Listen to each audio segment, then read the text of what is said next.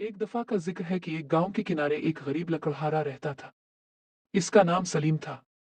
वो सारा दिन जंगल में लकड़ियां काटता और शाम को बाजार में बेच कर अपने बच्चों के लिए रोटी लाता।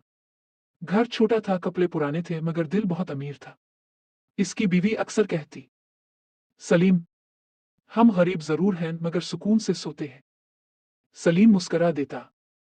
एक दिन जंगल में लकड़ियां काटते हुए इसे जमीन के अंदर एक पुराना संदूक मिला। इसने कांपते हाथों से संदूक खोला तो इसकी आंखें हैरत से फैल गईं। अंदर सोने के सके हीरे और जेवरात भरे हुए थे। सलीम की सांस रुक गई। वो खुशी से पागल हो गया। इसने जल्दी से संदूक छुपाया और रात के अंधेरे में घर ले आया।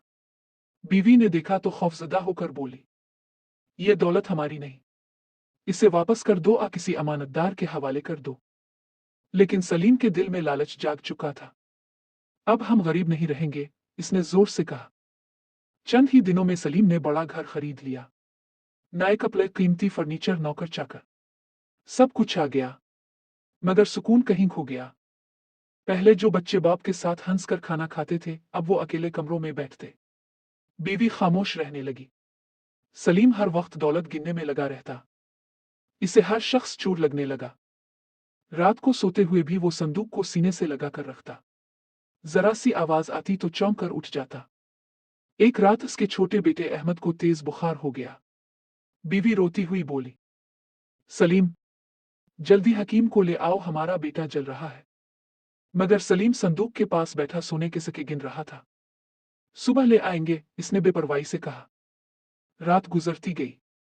अहमद बार बार कमजोर आवाज में पुकार रहा था, अबू, अबू, मेरे पास बैठ जाएं। लेकिन सलीम ने नहीं सुना। सुबह हुई तो घर में अजीब खामोशी थी। बीवी अहमद को सीने से लगाए बैठी थी। मगर अब अहमद की सांसें बंद हो चुकी थीं। सलीम के हाथ से सोने के सिक्के जमीन पर गिर गए। वो दौड़कर बेटे के पास आया, इसे हिलाया, पुकारा, अहमद, उठो बेटा, देखो मैं आ गया। मगर अहमद हमेशा के लिए जा चुका था। इस दिन पहली बार सलीम को समझ आया कि दुनिया की सब दौलत भी एक सांस वापस नहीं ला सकती। वो फूट फूट कर रोने लगा। कुछ दिन बाद लोगों ने देखा कि सलीम ने वो सारा खजाना गरीबों में बांट दिया।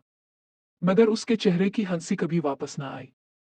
वो अक्सर अपने बेटे की कब्र के पास बैठकर कहता, काश मैं सोने के सिक्कों के बजाय अपने बेटे की आवाज सुन लेता। और ये कहते कहते इसकी आंखों से आंसू टपकने लगते।